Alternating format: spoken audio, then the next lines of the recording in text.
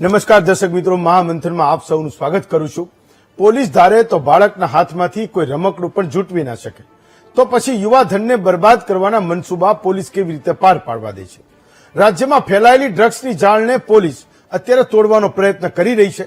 કરોડો રૂપિયાના ડ્રગ્સ પકડાય એવા સમાચારો માધ્યમોમાં જોઈએ છે, છતાં આ મુદ્દે હાલ એ રાજકારણની એરડે ચડ્યો છે। દારૂ અને ડ્રગ્સના મુદ્દે છેલ્લા એક અઠવાડિયાથી ગુજરાતમાં રાજકારણ ગરમ છે, ત્યારે હવે આ મુદ્દો દિલ્હી સુધી પહોંચ્યો છે। દિલ્હીમાં બેઠેલા કોંગ્રેસના નેતાઓ પણ ડ્રગ્સના મુદ્દે સરકારને ઘેરવાની તૈયારીમાં છે। રાહુલ ગાંધીએ ગુજરાતમાં પકડાતા દારૂ અને ડ્રગ્સના કારોબારની સામે સરકારને જવાબદાર ઠેરવીને સવાલ કર્યો કે છેલ્લા કેટલાક વર્ષોમાં યુવાઓ જે રીતે ડ્રગ્સનો નશો કરતા થયા છે એ કોઈનાથી છૂપું નથી, તો સરકાર આ મુદ્દે ચૂપ કેમ છે? એવા કયા નેતાઓ છે, કયા મોટા માથાઓ છે જેની મીઠી નજરથી આ કારોબાર ચાલે છે? રાહુલે ઉઠાવેલા આ સવાલ સામે શિક્ષણ મંત્રી રીવાબા જાડેજાએ જવાબ આપ્યો અને માતા બહેનોની સુરક્ષા માટે ગુજરાતને પ્રથમ સ્ટેટ ગણાવ્યું। સાથે જ કોંગ્રેસથી ગુજરાતની જનતાને એ વાકેફ કરી હોવાની એ વાત પણ એમણે કરી। ત્યારે અહીંયા સવાલ એ છે કે દારૂ ડ્રગ્સ પકડાય તો આ મુદ્દે રાજકારણ આખરે થાય છે કેમ, અને શું એ નેતાઓ એકબીજાના શાબ્દિક યુદ્ધમાં આ મુદ્દાને એમ જ એ રસ્તા પર અધૂરો રખડતો રજડતો છોડી રહ્યા છે કે કેમ? આ વિષય પર આજનું મહામંથન કરીએ।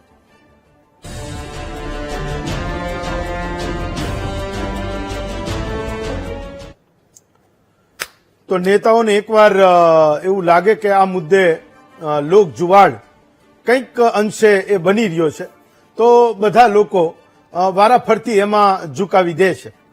આજે બીજો દિવસ છે। કેટલાક એવા મુદ્દાઓ હું એવું માનું છું કે જેની ચર્ચા એ આંકડાઓ, ડેટા અને સત્ય હકીકતોના આધારે એ થવી જોઈએ, પણ એ કોઈ ક્યારેય એ કરવા તૈયાર નથી। તો એક પબ્લિક કન્સર્નનો મુદ્દો, લોકોની પોતાની અપેક્ષાનો મુદ્દો, એ કોણે શું કીધું એના શાબ્દિક યુદ્ધમાં એ ગુજરાતમાં દારૂ અને ડ્રગ્સ મામલે જે લડાઈ શરૂ થઈ હતી એ વિસરાઈ રહી હોય એવું હું માનું છું। કાલે પણ એના કેટલાક સવાલો એ સત્તા અને વિપક્ષને પૂછ્યા પછી જેમણે ગુજરાતના ભલા માટે કંઈક કરવાનું છે, એમણે શબ્દોથી આગળ જઈને એક્શન કરવાની આ જરૂર છે અને ગુજરાત માટે આ ખૂબ નાજુક સમય છે એ વાત પણ આપણે કરી હતી। કોંગ્રેસની જન આક્રોશ યાત્રા નીકળી તો રાધનપુરમાં પડોશી પાટણના ધારાસભ્ય કિરીટ પટેલે રાધનપુરની જનતાને એવો ટોણો માર્યો કે તમે સારું કર્યું, એક નાચવા વાળાને તમે ધારાસભ્ય બનાવી દીધા। કિરીટ પટેલ રાધનપુરના ધારાસભ્ય લવિંગજી ઠાકોર વિશે આ વાત કરી રહ્યા હતા। ઢોલ લઈને નાચતા હોય એવો એમનો એક લવિંગજી ઠાકોરનો વિડીયો પણ વાયરલ થયો હતો। તો રાધનપુરના આ ધારાસભ્યને લવિંગજીને એ લાગી આવ્યું, તો એણે પણ સામે એવું કીધું કે પાટણના ધારાસભ્ય એ દારૂ પીને પડ્યા રહે છે, ના બોલવાનું એ બોલે છે, ના ખાવાનું ખાય છે, તો આ બધું એમને શોભતું નથી। આ વાત એણે કરી। મુદ્દાની તીવ્રતા જોઈને આજે લોકસભામાં વિપક્ષના નેતા રાહુલ ગાંધીએ પણ ઝુકાયું। એમણે પોસ્ટ કરી અને લખ્યું કે ગુજરાત એ મહાત્મા ગાંધી અને સરદાર પટેલની ધરતી છે, જ્યાં સત્ય, નૈતિકતા અને ન્યાયની પરંપરા રહી છે, પણ કેટલાક વર્ષોથી ગુજરાતના યુવાનોનું ભવિષ્ય ડ્રગ્સ અને અપરાધની અંધારી દુનિયા તરફ ધકેલવામાં આવી રહ્યું છે। મહિલાઓ મોટી સંખ્યામાં રસ્તા પર ઉતરી રહી છે કારણ કે અપરાધીઓને એ સત્તાનું સંરક્ષણ મળી રહ્યું છે અને નાગરિકોની ઉપેક્ષા થઈ રહી છે। આવું રાહુલ ગાંધીએ આજે એક પોસ્ટ કરી ટ્વિટર પર અને એમાં એવું લખ્યું। સરકારમાંથી રીવાબા જાડેજા જવાબ આપવા મેદાનમાં ઉતરા કે ગુજરાતમાં મહિલાઓ સુરક્ષિત છે અને આ મામલે ગુજરાત એ નંબર 1 રાજ્ય છે। તમને 2027માં એક આંકડામાં જ બેઠક મળવાની છે। દેશ કરતા ગુજરાતમાં મહિલાઓ સામેના જે ગુના છે એ ત્રીજા ભાગના પણ નથી, આવું સરકારના મંત્રી કહે છે। તો ગુજરાતમાં એ આંકડાઓને કોઈ જોતું નથી કે એ કેસોને કોઈ જોતું નથી કે કેટલાક વર્ષોમાં કેટલાક કેસ એ ગુજરાતમાં થઈ રહ્યા છે, કેટલું ડ્રગ્સ એ પકડાઈ રહ્યું છે। મારે કોઈનો બચાવ કરવાની જરૂર નથી, પણ આજે એ સમજવાની જરૂર છે કે આ જ સરકાર હતી 2017થી 2021 સુધીમાં ગુજરાતમાં માત્ર એ 1600 આરોપીઓ પકડાયા હતા અને કુલ 1049 કરોડનું ડ્રગ પકડાયું હતું. પોલીસ પણ એની એજ છે, એટીએસ પણ એની એજ છે. જો તમે 2021 થી 2025 સુધીના એ આંકડાઓને જોશો તો ખબર પડશે કે 3700 જેટલા કેસ થયા છે અને 12,500 કરોડનું ડ્રગ્સ એ પકડાયું છે. એમાં એ આંકડા પણ આવી ગયા કે ગુજરાતના ઇતિહાસમાં અથવા ભારતના ઇતિહાસમાં સૌથી વધારે પકડાયેલું ડ્રગ્સ 3,3200 કરોડ રૂપિયા એ જથ્થો પણ આવી ગયો. હું એ આંકડાની વાત કરું છું. તો હર્ષ સંઘવી સામે વ્યક્તિગત આક્ષેપોની જડીઓ પણ લાગી, પણ વાસ્તવિકતા એ છે કે એના સમયમાં 12 ગણું વધુ ડ્રગ્સ પકડાયું અને કેસોની સંખ્યા એ 250% વધી છે. પણ એનું એનાલિસિસ એ પોલીસ કરી શકે કે આવો મોટો ભેદ એ આખરે છે કેમ, તો પોલીસ એના એ છે. એવું હતું કે હર્ષ સંઘવી ગૃહમંત્રી થયા એ પહેલા એ પોલીસ અહીંયા એ કોઈને પકડતી નહોતી કે કોઈના સામે એ એનપીડીએસના કેસ એ કરતી નહોતી. અથવા તો એવું થયું કે બધા જ મંત્રીઓ બદલાયા, આખી સરકાર બદલાઈ ગઈ, તો એમણે શરૂ કર્યું ભાઈ શોધો ક્યાંથી ક્યાંથી ગુજરાતમાં ડ્રગ્સ આવે છે, આપણે એના ઉપર લડાઈ લડવાની છે. આ બધા રાજકારણ અને એ મુદ્દાઓની વચ્ચે કદાચ નેતાઓ એ પોલીસને ક્યારેય ક્રેડિટ ન આપે કે જે લોકોએ દરિયામાં કે એવા રાજ્યોમાં, એવા વિસ્તારોમાં કે જ્યાં એમના જીવના જોખમે પણ ડ્રગ્સના પકડવાના એ ઓપરેશન્સને એમણે પાર પાડ્યા છે. તો મુદ્દો એવો છે કે જે લોકો આને કરી રહ્યા છે એની સામેની લડાઈ એ પાકી હોય અને જે લોકો પકડે છે એને એ બિરદાવવા પણ પડે. અત્યાર સુધીમાં જે કંઈ થઈ રહ્યું છે, હું એવું માનું છું કે કોઈ એક વાતે કોઈ નેતાઓ ગંભીર હોય એ મુદ્દો બિલકુલ નથી. કોઈકને એવું લાગે છે કે આમાં હું કંઈક બોલું અને મારી કિસ્મત ચમકી જાય, કોઈક જોઈ જાય અને હું ચાલી જાઉં. મેં કાલ કીધું હતું કે જ્યાં ચૂંટાવા માંગતા લોકો એ પણ, જે ચૂંટાયેલા છે એ પણ, અને જે હારી ચૂક્યા છે એ પણ, અને જેને હારવું નથી એ પણ, આ તમામ નેતાઓ એ રાહ જોઈ રહ્યા છે ક્યાંક કોઈક મુદ્દો પકડાય અને આપણે એના ઉપર વાત કરીએ. પણ સૌથી મોટી આયરની એ છે કે કેટલોય પણ ગંભીર વિષય હોય, તમે 1000 વાર એના ઉપર સવાલ પૂછો, તમે 1000 વાર એની ઉપર શંકા વ્યક્ત કરો, કે તમે 1000 વાર એનો ખુલાસો કરો કે કેટલું કેટલું કામ એ અમારા શાસનમાં થયું છે, અથવા તો વિપક્ષ એની ક્રેડિટ લે કે આ સવાલો અમે પૂછ્યા હતા.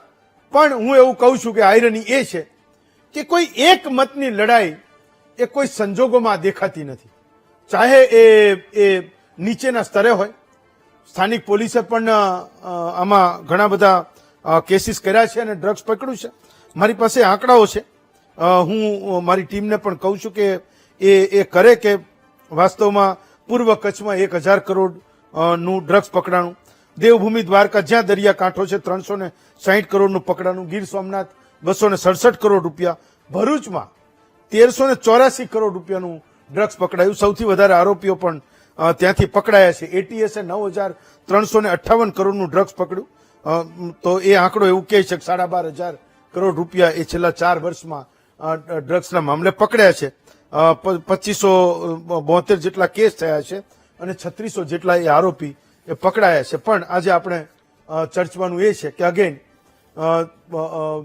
એક ખૂબ ગંભીર મુદ્દો, ગુજરાતના લોકોની જરૂરિયાતનો મુદ્દો એ આખરે રાજકારણની ભેટ એ ચડી રહ્યો છે કે નહીં, રોજે રોજ એ નેતાનો નિવેદનના મુદ્દે હું તમને કહું છું, સાંભળી લો કે એ આપણા નેતાઓ કંઈ પણ શું રહ્યા છે ને પછી હું આ ચર્ચાને આગળ વધારું છું. કે ગુજરાતમાં દારૂ ડ્રગ્સના કારણે કોઈ દીકરીઓ વિધવા થાય તો શું એનો વિરોધ ના કરવો? ગુજરાતમાં દીકરીઓના બળાત્કાર થાય અને એમાં ભાજપના નેતાઓ હોય તો શું એનો વિરોધ નહીં કરવાનો? તમારી વિધાનસભા ક્ષેત્રમાં એક ટીપુ દારૂ કે એક જરાક પણ ડ્રગ્સનું વેચાણ નથી થતું? શું તમે એનો ચોખવટ કરી અને મીડિયાની સામે આવીને કહી શકો છો? તમારા મતે તો ખાલી એવું જ છે કે તમારે મત લેવા અને 2027માં જીતવું છે. તમારા મતે એ નથી કે ગુજરાતની દીકરીઓ, મહિલાઓ સેફ રહી અને ગુજરાતની અસ્મિતાને કાયમ રાખી શકીએ? કોંગ્રેસને આક્ષેપો કરતા સિવાય આવડું નથી. બિહારમાંથી ધોબી પછાડ લઈને નીકળ્યા છે, ત્યાં પણ ખૂબ આક્ષેપ કર્યા હતા અને ગુજરાતમાં ખૂબ મહેનત કરી છે, વારંવાર સપનાઓ બતાવ્યા છે, વારંવાર પરિવર્તનની વાતો કરી છે. પણ આ ગુજરાતની શાણી જનતા એ રાહુલ ગાંધી અને રાહુલ ગાંધીનો આખો કુટુંબ છે જ્યારથી સત્તામાં છે. આ ગુજરાત એ જાગૃત સ્ટેટ છે અને પહેલેથી એ પ્રકારે રહ્યું છે. એ બધી જ વ્યવસ્થાઓ એ રાજનીતિક વાતો કરીને લોકોને ભડકાવા નીકળે કે સાથે લેવા નીકળે. આ ગુજરાત છે.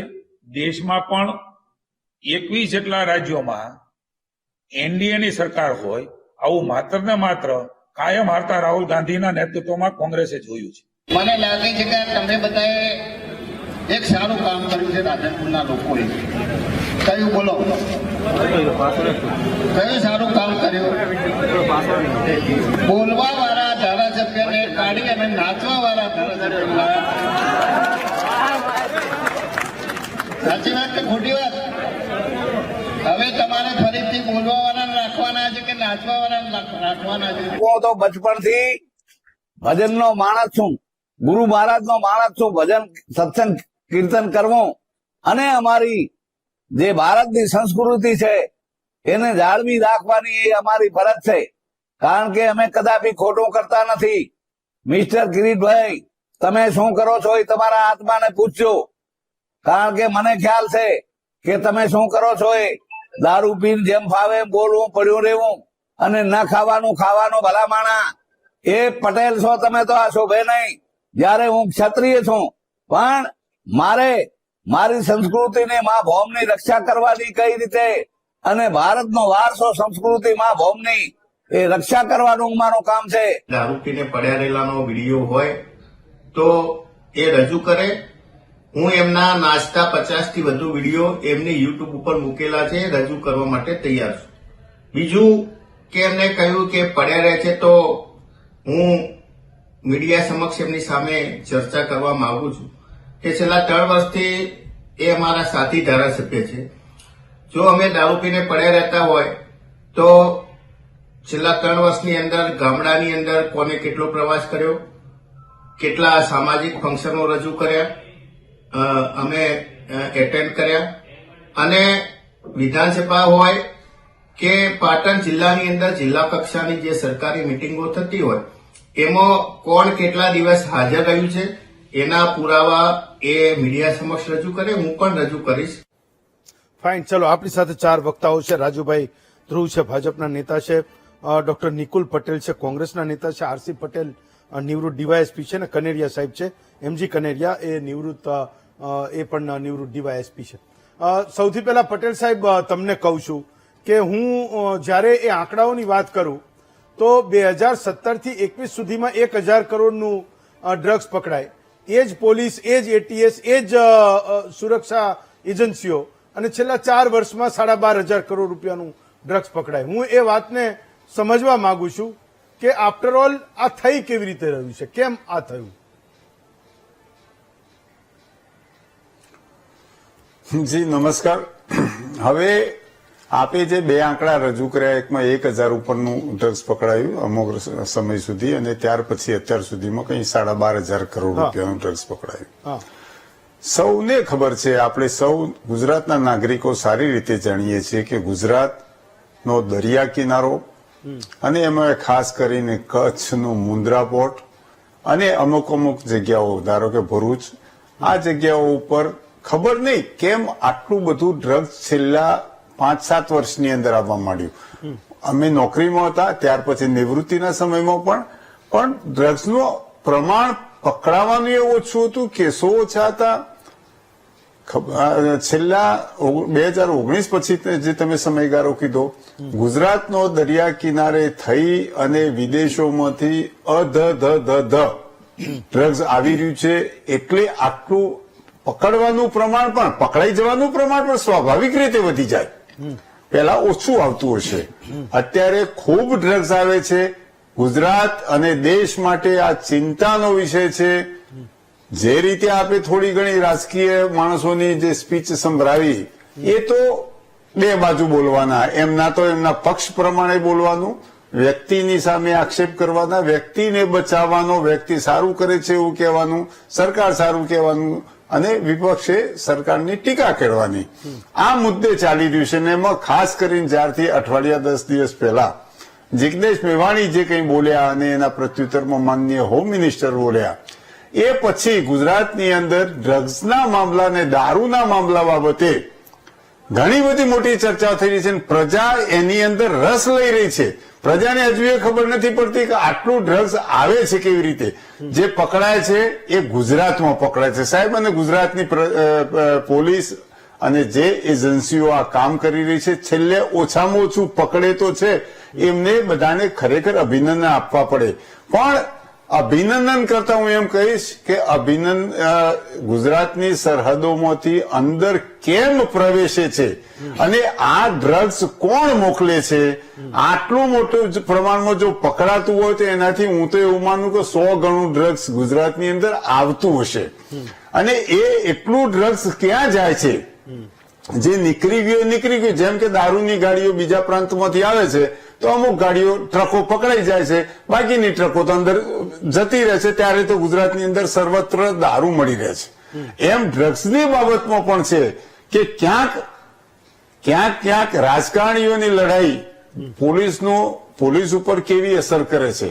પોલીસે શું કરવું, હું તો કઉ છું કે તટસ્થ રીતે પોલીસે ખૂબ પેટ્રોલિંગ વધારવું અને ગુજરાતનો ખાસ બદનામ મુન્દ્રા અને અંકલેશ્વર, ભરૂચ જે કઈ પ્રદેશો છે ત્યાં પોલીસે ખૂબ કામ કરવું પડશે. નહીવત કામ છે આ. જે પકડાય છે એના સાથે એમને ચાહે ઇનામ આપીએ કે બિરદાવીએ, એની સાથે હું એક રિટાયર્ડ પોલીસ અધિકારી તરીકે સંમત થતો નથી. કેમ કે એટલા બધા પ્રમાણમાં ચોરી થયેલું મતલબ લાવેલું અંદર ઘૂસી જાય છે, એ પછી કેટલાક કિસ્સાઓની અંદર પકડાય છે, પણ અંદર ઘૂસી ગયું એ કોનું હતું ને કોણે વાપર્યું ને ક્યાં વપરાઈ ગયું ખબર નથી પડતી. અને પકડાય છે એના આકાઓ કોણ છે, વિદેશની અંદર કોણ મોકલી રહ્યું છે, વિદેશથી એના ટ્રાન્ઝેક્શન શું છે. આજકાલ તો અદ્યતન ટેકનોલોજી છે સાહેબ, એ તો પકડાઈ જ જવું જોઈએ. જ્યાં સુધી બહારના વિદેશના આકાઓને પકડીને ભારતની અંદર લાવી અને એના ઉપર કાર્યવાહી નહીં થાય ત્યાં સુધી એ લોકો આટલા બધા કરોડો અજબો રૂપિયાનું છે, એટલે એની અંદર નાણાકીય વ્યવહાર પણ થતા હશે ને. એમ તો એમ તો નથી આવી જતું. તો એ તો કાર્યવાહી કરવી જ પડશે ને, એ પોલીસ કરશે અને ગુજરાત સરકારની માનનીય એજન્સીઓ કરશે. કનેરિયા સાહેબ, તો એને પટેલ સાહેબે કીધું કે આવે છે ક્યાંથી. તમે છેલ્લા કેટલાક વર્ષોમાં એન્ટી ટેરરિસ્ટ સ્ક્વોડે એટીએસે કરેલા કેસીસને જો તમે જુઓ તો તમને ખબર પડશે કે દુબઈના અજમાન ફ્રી ઝોનમાંથી કોઈ કંપનીએ, એ રજીસ્ટર્ડ કંપની છે, એને એ કન્ટેનર એ અહીંયા મોકલ્યું હતું. પોલીસમાંથી કોઈને બાતમી મળી, જઈને ચેક કર્યું તો મુન્દ્રામાંથી એ કન્ટેનર પકડાયું. તમે કેટલાક કિસ્સામાં જોશો તો પાકિસ્તાન અને અફઘાનિસ્તાન એ ડેટાને તમે જોશો છેલ્લા કેટલાક ઓપરેશન્સને, તો કોણ પકડાય છે તો કે ભાઈ અફઘાનિસ્તાનથી આવેલા લોકો એને એ એટીએસ એ મધદરિયે પકડી રહી છે. ત્યાં તો એ લેન્ડ કરી ગયા પછી એમને પકડી રહી છે. તમે કોને પકડી રહ્યા છો તો કે ભાઈ પાકિસ્તાનથી એ માછીમારો બોટમાં એ કિલોના પેકેટમાં એ ડ્રગ્સ લઈને આવતા હતા, તમે એને પકડ્યા. તમે કોને પકડી રહ્યા છો? એ દરિયાકાંઠે, કચ્છના દરિયાકાંઠે એમ જ વહેતું ડ્રગ્સના પેકેટો એ બીએસએફને મળે અને ચેક કરે તો આજુબાજુમાંથી એ કોઈ ન હોય. ક્યારેક માણસો પકડાય, ક્યારેક ન પકડાય, પણ ડ્રગ્સ એ મોટે ભાગે દરિયાના એ વિસ્તારોમાંથી મહત્તમ રીતે પકડાઈ રહ્યું છે. તમે મોટા ભાગે આરોપીઓને જુઓ તો એ પણ માત્ર ભારત નહીં, માત્ર ગુજરાત નહીં, કેટલાક જિલ્લાઓ બદનામ છે, માત્ર ગુજરાત નહીં, અક્રોસ ધી ઇન્ડિયા જુદા જુદા સ્ટેટમાંથી એ ડ્રગ્સ વેચવાના કારણોસર, ડ્રગ્સ લાવવાના કારણોસર એ ગુજરાતમાં એ આરોપીઓ પકડાઈ રહ્યા છે. તમે ધર્મને છોડી દો, કોઈ એવું કહી દે કે મુસ્લિમો જ હતા, બિલકુલ નથી, હિન્દુઓ પણ છે. અને તમે એવું કહી દો કે હિન્દુઓમાં પણ ભણેલા ગણેલા લોકો છે. એટલે આ વાતમાં તો ક્યાંક કોઈક એવી કોઈક મુશ્કેલી ચાલે છે કે કોઈ જોઈને બેઠું છે અથવા ક્યાંકથી કોઈક ગેટ પાસ છે કે આટલું બધું ડ્રગ્સ એ એટીએસ પકડી રહી છે અને પોલીસ એ પકડી રહી છે. કનેરિયા સાહેબ. નમસ્તે હેમંતભાઈ. જી નમસ્તે સર. આપનો મુદ્દો જે છે એ વારંવાર આ બાબતે તો બધી જ ન્યૂઝ ચેનલમાં ચર્ચા ઉપર આવે છે અને વારંવાર હું આ ચર્ચામાં ભાગ લઉં છું. જી. આ જો દૂષણ જે છે એ દૂષણ આપણા સપોઝ ડ્રગ છે અથવા હેરોઇન છે કે આવી કોઈ પણ એનડીપીએસ ની જે આઈટમો છે જી એ આપણા ગુજરાતની અંદરથી જ આ વેપાર થાય છે એવું નથી. એ બહારના દેશો જે છે એ બહારના દેશોમાંથી આપણા દેશમાં એ મોકલે છે. બહારના દેશોમાંથી જે મોકલે છે એમાં ખાસ કરીને વધારે તો દરિયાઈ માર્ગે આવે છે. હા. જે પોર્ટ ઉપર જે કંઈ આ ડ્રગની આઈટમો જે આવે છે કન્ટેનરના કન્ટેનર આવે છે અને પકડાય છે, ક્યારેક પકડાય છે, બાકી પકડાતા નથી. જી. પણ જયારે પકડાય છે ત્યારે એ પોર્ટના કસ્ટમ અધિકારી અથવા એક્સાઇઝ અધિકારીઓ અથવા તો એ પોર્ટના માલિકો અને એ વહીવટકર્તાઓને કેમ નથી પકડતા જી. કે જેથી કરીને ભવિષ્યમાં ટ્રુ. એ લોકોને પણ ડર પેસી જવો જોઈએ કે આવી આઈટમો જો આપણે આની અંદર આવશું ચેક નહીં કરીએ તો દરેકે દરેક જે કન્ટેનર આવે છે એ ચેક કરવાની ફરજ એ લોકોની છે. તો એ લોકો ચેક નથી કરતા. હવે એમાં ઘણા બધા કારણો હોય છે કેમ ચેકિંગ થતું નથી. હા. હવે ક્યારેક પકડાઈ જાય છે તો એ પકડાઈ જાય છે તો એનાથી સંતોષ માને છે ટ્રુ. અને ત્યાર પછીથી એની ઝુંબેશ બંધ થઈ જાય છે આપણી સ્થાનિક પોલીસની બી ટ્રુ. અથવા સ્થાનિક જે એજન્સીઓ છે એ પણ એમાં વધારે ઈંડા ઉતરીને રસ લેતા નથી. અને આ મોટા ભાગના જે દરિયાઈ વિસ્તારમાંથી આવે છે તો અત્યારે તો હાલના સંજોગોમાં તો આપણે મરીન ફોર્સ છે એટલો મજબૂત રાખેલો છે તો એ લોકો બી કેમ નથી કરી શકતા કાંઈ. ટ્રુ. અને એ લોકો કદાચ એકાદ કેસ પકડે એનાથી સંતોષ માને છે બધા અને એમ કે હવે આપણે આવતું બંધ થઈ ગયું. બંધ નહીં થાય ત્યાં સુધી તમારામાં નિષ્ઠા અને પ્રમાણિકતા નહીં હોય અને પૂરેપૂરી મહેનતથી ને વારંવાર આ ડ્રાઈવ નહીં રાખવામાં સતત જ્યાં સુધી જળમૂળથી બંધ ન થાય ત્યાં સુધી આ પ્રવૃત્તિ અટકવાની નથી. ખાસ કરીને વિદેશથી આવે છે એ જે પકડાય છે એના મૂળ સુધી જવું મુશ્કેલ છે કારણ કે વિદેશની એજન્સીઓ એમાં સહકાર આપતી નથી આપણી ઇન્ડિયન એજન્સીને. ઓકે. એટલે એ પણ બહુ મુશ્કેલીઓ છે. એટલે વિદેશના આરોપીઓને હા. એ પકડી બી શકતા નથી અને એ લોકો ઉપર કોઈ કાયદેસર કાર્યવાહી થતી નથી. પણ ઓકે. હું એમ માનું છું કે આ આપણી ઇન્ડિયામાં કોઈ પણ બોર્ડર ઉપરથી અથવા તો દરિયાઈ માર્ગે કે હવાઈ માર્ગે જી. કેવી રીતે આવી શકે જો એજન્સીઓ બરાબર સ્ટ્રિક્ટ ચેકિંગ એ કરતી સૌથી હોય. મોટો મુદ્દો છે. હવે ધારો કે પોર્ટની એજન્સીઓ તો ત્યાં છે જ, હા. કસ્ટમ છે, એક્સાઇઝ છે, ઓપરેટરો છે, એ લોકોની ફરજના ભાગરૂપે એને દરેકે દરેક કન્ટેનર બરાબર ચેક કરવા જોઈએ, એની ઉપર ધાક બેસાડવી જોઈએ અને એ લોકોને એક વખત એરેસ્ટ કરવા જોઈએ. ફાઇન. ચલો ડોક્ટર. કસ્ટમ હોય કે એક્સાઇઝના અધિકારી હોય કે પોર્ટના ઓપરેટર હોય હા. એને એરેસ્ટ નથી કરતા એટલે આ પ્રવૃત્તિ બંધ થતી નથી. ડોક્ટર. બીજી વાત એ છે કે એક અધિકારી જો હા. અને અત્યારે તો દરેક જિલ્લાની અંદર એવું નથી ફોર્સ ઓછો છે, હા. ખૂબ મોટા પ્રમાણમાં ફોર્સ છે. ડીસીબી છે, પીસીબી છે, એસઓજી છે, પછી ઇકો ક્રાઇમ છે, પછી સાયબર ક્રાઇમ છે. એની અંદર ડીસીપી રેન્કના આઈપીએસ રેન્કના અધિકારીઓ બેઠેલા છે હા. અને 50-50, 100 માણસનો સ્ટાફ લઈને બેઠેલા છે. જી. જી.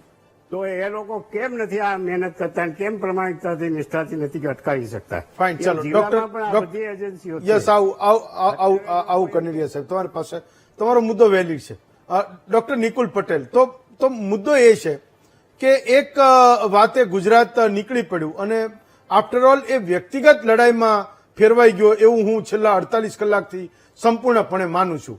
તો થોડોક સમય કંઈક લાઇક્સ મળી હશે, કોઈકે રીપોસ્ટ વાતને કરી હશે, કોઈકે શેર કર્યું હશે અને વાત એ ખતમ થઈ ગઈ. જે સવાલો લેજિટિમેટ કાયમ માટે ઉભા રહેવા જોઈએ એ કોઈ પૂછતું નથી. મુદ્દો એ પણ છે કે જે પકડનારા લોકો છે એને કોઈ વખાણતું નથી અને જે નથી પકડતા એને કોઈ કહેનારું નથી. માત્ર ને માત્ર પોલિટિકલ આક્ષેપબાજીમાં આખી વાત એ નીકળી ગઈ. એક હર્ષ સંઘવીને ટાર્ગેટ કરો તો ફરી પાછા એ જવાબ આપશે ને તમે ફરી પાછા કંઈક બોલશો. એનથી આગળ કઈ વાત એ આગળ ન વધી. તમે વ્યક્તિગત આક્ષેપોથી આ વાતને કોઈ એના અંજામ સુધી તમે ના પહોંચાડી શકા. ડોક્ટર નિકુલ પટેલ, શું આપણે એવું ઈચ્છતા હતા કે ભાઈ જેટલું આવી ગયું, જેટલું પકડાયું એ પણ ના પકડાતું ને બધું ગુજરાતમાં આવી જતું? સૌ પ્રથમ તો ગુજરાતની અંદર આપણે સૌ જાણીએ છીએ કે છેલ્લા 3 દાયકાથી ભારતીય જનતા પાર્ટીની સરકાર છે અને ગુજરાતની સરકાર દાવો કરતી હોય છે કે ગુજરાતની જનતા સેફ છે, ગુજરાતની જનતાને કોઈ જાતની તકલીફ નથી અને ગુજરાતની જનતાના દરેક નાગરિક આ એક એવા રાજ્યમાં જીવે છે કે જે ગુજરાત મોડેલ છે ને સમગ્ર દેશની અંદર પ્રધાનમંત્રીએ એને પ્રસ્થાપિત કર્યું છે. પરંતુ જે રીતના ડ્રગ્સની વાત કરીએ, જેનો ખાસ મુદ્દો અત્યારે ચર્ચાઈ રહ્યો છે.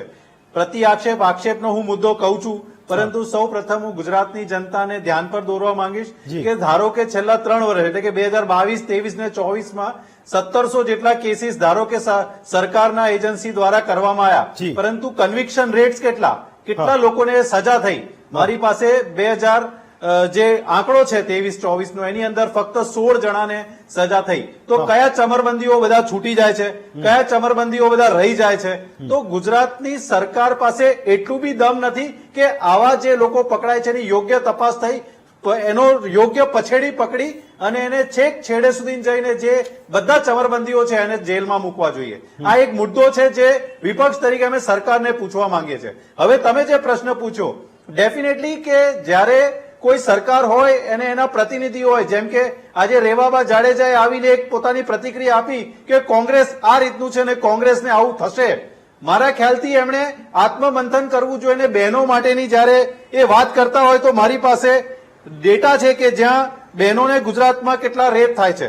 હું થોડા આંકડા તમારા માધ્યમથી ગુજરાતની જનતાને કહેવા માંગીશ, કારણ કે 2023નો ઓફિશિયલ ડેટા જે અવેલેબલ છે, કારણ કે 2024નો હજી પબ્લિશ નહીં થયો, તો મેજર ક્રાઇમ્સની અંદર મર્ડર છે 968 જેટલા થયા છે, એટેમ્પ ટુ મર્ડર 890 જેવા થયા છે, સિરિયસલી ઇન્જરી થયું એવા 3400 અને રેપ તો 634.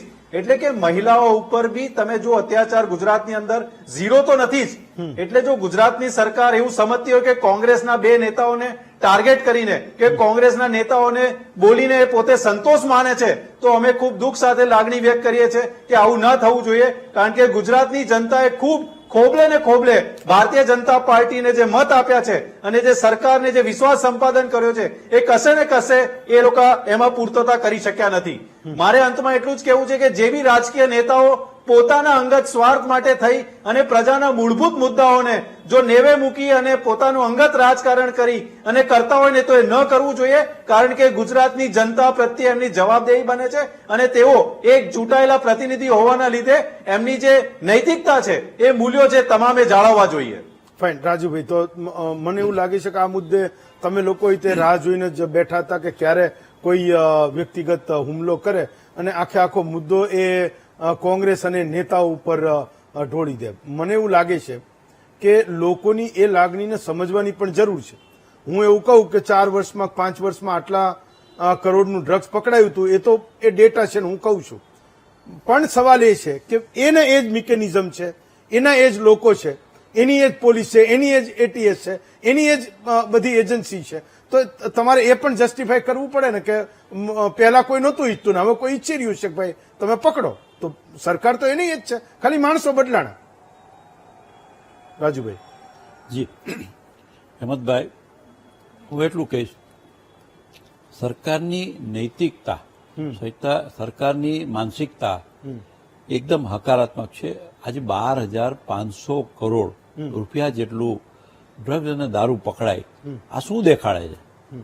સરકારની એક કહી શકીએ કે જે માનસિકતા છે, સરકારની જવાબદેહી, સરકાર કડક છે. સરકાર આજે છે કાંઈ, આજે મારા મિત્રભાઈ હું એટલું કહીશ કે 2 કોંગ્રેસના લોકોને ટાર્ગેટ એવું નથી ભાઈ. અરે ભાઈ, તમે તો ગુજરાતને કોંગ્રેસે વર્ષોથી ટાર્ગેટ બનાવ્યું છે. ગુજરાતનો વિકાસ કોંગ્રેસ જોઈ નથી શકતી. આજે નર્મદા બંધ, વર્ષો સુધી નર્મદા બંધની મંજૂરી નહીં આપી. મારે બહુ રિપીટ નથી કરવું, બહુ ઇતિહાસમાં નથી જવું, પરંતુ મારે એટલું જ કહેવું છે કે આ કોંગ્રેસ અત્યારે જે રીતે ગુજરાતને બદનામ કરે છે, રાહુલ ગાંધી, અરે ભાઈ તમારા પર રાજ્યો છે, તમારા રાજ્યોમાં મહિલાઓ દારૂ અંગે આંદોલનો કરે છે કે ભાઈ તમે દારૂબંધી લઈ આવો, તમે કેમ નથી કરતા? આજે મારે એટલું જ કહેવું છે કે તમને ગુજરાતનો વિકાસ આટલો કેમ ઘટે છે? આટલા બધા તમે ગુજરાતના દ્વેષી કેમ છો? આજે વર્ષોથી આપણે જોતા આવીએ છીએ, ગુજરાતને બદનામ કરવાનો એક મોકો કોંગ્રેસ છોડતી નથી.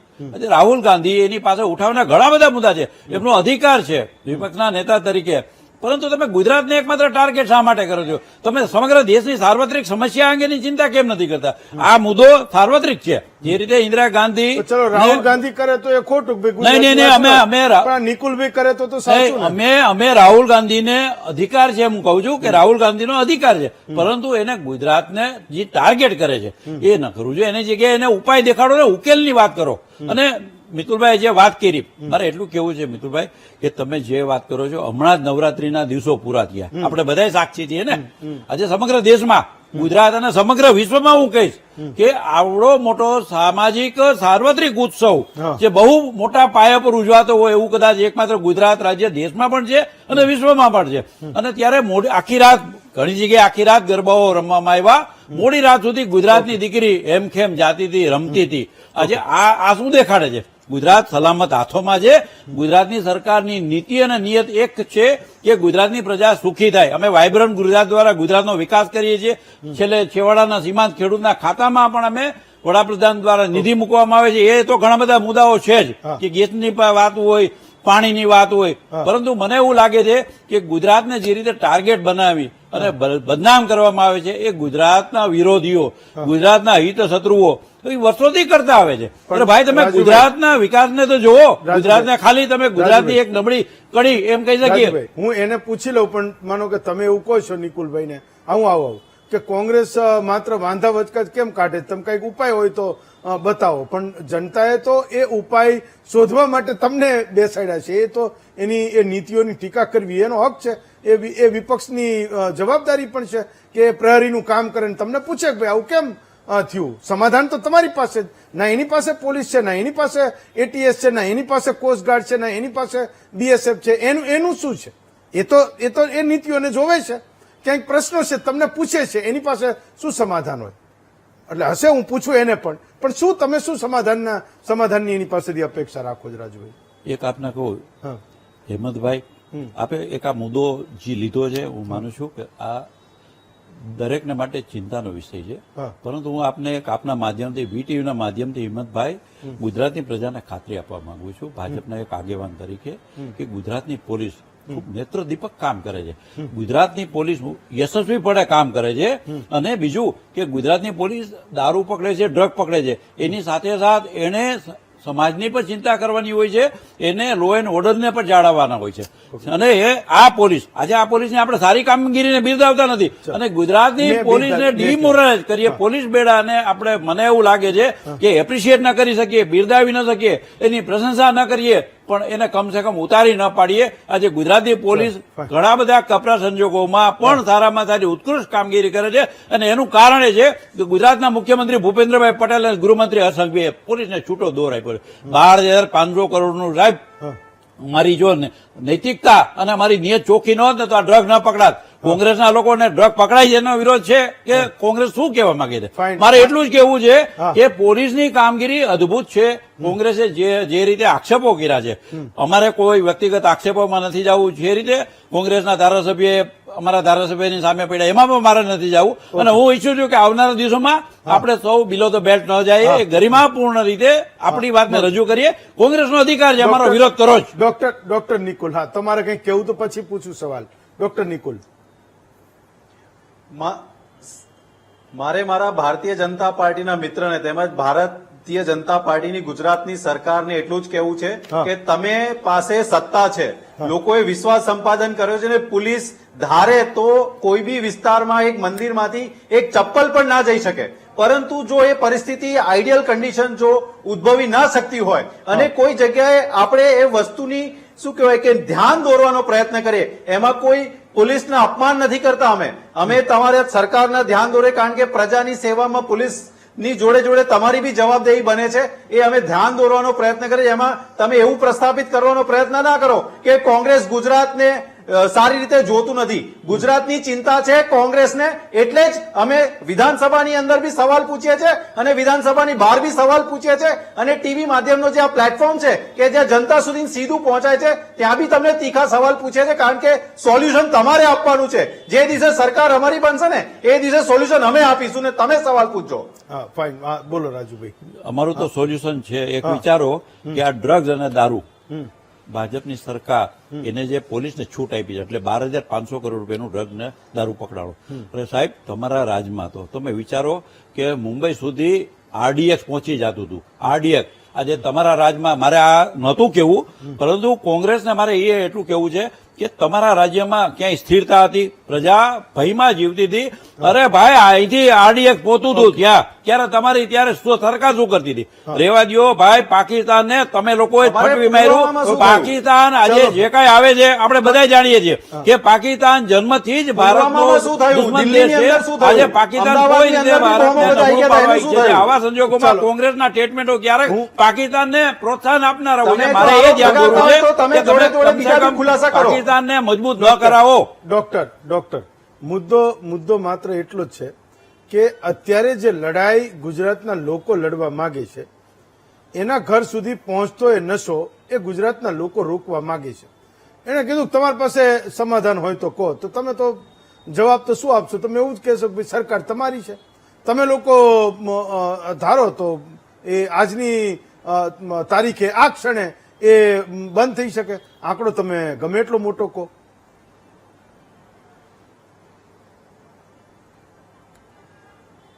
મને કહો છો? હા નિકુલભાઈ, મેં તમને કીધું. હા, સાચી વાત છે. તમે જુઓ કે એક જ ઉદાહરણ આપીશ કે વડોદરા શહેરમાં મેયરના નનામી ચિઠ્ઠી નીકળી તો આખું ક્રાઇમ બ્રાન્ચ કામે લાગી ગયું અને એક જ રાતમાં એનું પગેરું શોધી કાઢ્યું. પણ એની સામે કોર્પોરેશનમાંથી લોકોની અતાપીની ફાઇલો ખોવાઈ ગઈ છે, બીજા રોડ પ્રોજેક્ટની ફાઇલો ખોવાઈ ગઈ છે, જેની અંદર ભ્રષ્ટાચાર થયો છે, એની ફાઇલો મળતી નથી. એના માટે ચિંતા બી નથી. આ રીતની કામગીરી ના હોવી જોઈએ, એ અમારું કહેવાનું છે. કારણ કે જો સરકાર ઈચ્છે અને આપણા ગૃહમંત્રી અને મુખ્યમંત્રી જે ગુજરાતની જનતા માટે સંવેદનશીલ છે એ હંમેશા એવો કહેવાનો પ્રયત્ન કરતા હોય તો મારી દ્રષ્ટિએ ગુજરાતની અંદર એ રીતનું વાતાવરણ હોવું જોઈએ કે કોઈ બી ગુનેગાર ગુનો કરતા પહેલા એકવાર વિચારવું જોઈએ, જે નથી થઈ રહ્યું. અને બીજા જે આરડીએક્સ ની વાત કરે છે તો મારા મિત્રને પૂછવા માંગીશ કે ટ્રિપલ એન્જિનની સરકાર છે, બધી જગ્યાએ છે, તો પુલવામા એટેકની બી વાત કરો, દિલ્હીની અંદર થયેલા બ્લાસ્ટની બી વાત કરો, અમદાવાદની અંદર બી મળતા છે બધા બોમ્બના જે વસ્તુ છે એની બી વાત કરો.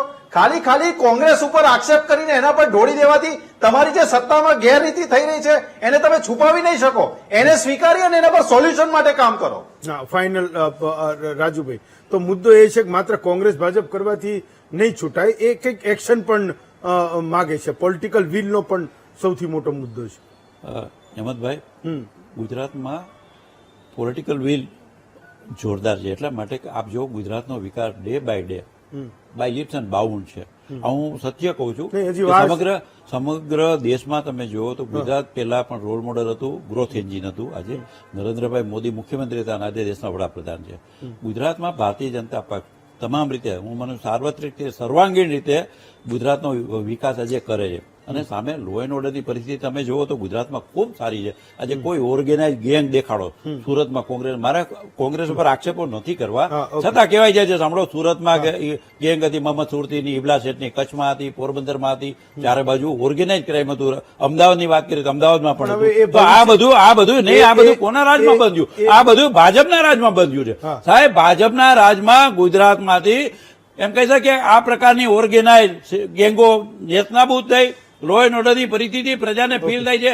એટલા માટે ગુજરાતનો વિકાસ કૂદકે ને ભૂસકે વધે છે. આજે ગુજરાતનો વિકાસ એટલા માટે નથી થતો, જો લો એન્ડ ઓર્ડરની પરિસ્થિતિ ખરાબ હોત તો આપણા વાયબ્રન્ટ મહોત્સવ ફેલ જતા હોત, ઉદ્યોગપતિઓ ન આવતા હોત, વિશ્વના ઉદ્યોગપતિઓ ગુજરાતમાં ન આવતા હોત. ગુજરાતમાં ચારે બાજુથી રોકાણો શું કામ થાય છે? એમને સલામતી દેખાય છે. ચારે બાજુ સમગ્ર ભારતમાંથી લોકો રોજગારી માટે ગુજરાત શા માટે આવે છે કે અહીંયા એમને સલામતી દેખાય છે. અને એ ભારતીય જનતા પક્ષના સુશાસનની દેણ છે. હું બહુ સ્પષ્ટપણે કહીશ હેમંતભાઈ કે મુખ્યમંત્રી ભૂપેન્દ્રભાઈ અને ગૃહમંત્રી હર્ષભાઈ આ બેના સમયમાં જે રીતે પગલાઓ લેવાય છે એ કાબિલેદાર છે. અને ગુજરાતની પોલીસે એમની સાથે તાલમાં તાલ મિલાવીને જે રીતે ડ્રગ અને દારૂ પકડ્યા છે એ માનું છું કે બાકીના કોંગ્રેસના શાસિત અન્ય રાજ્યો આપ જોઈ લો, દેશના અન્ય રાજ્યો જોઈ લો તો ગુજરાતની પોલીસની કામગીરી અદભુત છે, પ્રશંસનીય છે. અને જે રીતે ગુજરાતમાં કાયદો અને વ્યવસ્થાની સ્થિતિ સંગીન છે એના કારણે જ ગુજરાતનો વિકાસ ઝડપી.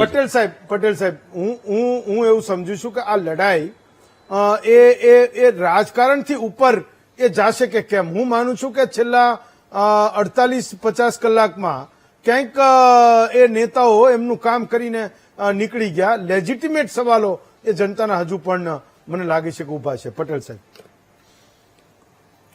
બિલકુલ ભાઈ, રાજુભાઈએ વાત કરી કે ઉદ્યોગપતિઓ ગુજરાતની અંદર આવી રહ્યા છે અને ગુજરાતમાં શાંતિ છે એટલે આવી રહ્યા છે, પણ ડ્રગ્સ આવી રહ્યું છે સાહેબ, અને બીજા રાજ્યોમાંથી દારૂ આવી રહ્યો છે એટલે ગુજરાત ચિંતિત પણ છે. બીજું કે આપણે આ બધા રાજકારણ આ 2-4 દિવસનો મુદ્દો છે રાજકીય, ધારો કે કોંગ્રેસ હોય ભાજપ હોય. આજે મને દુઃખ છે કે રાજુભાઈ ડ્રગ્સ અને દારૂ પર ચોક્કસ કોન્ક્રીટ બોલ્યા નથી.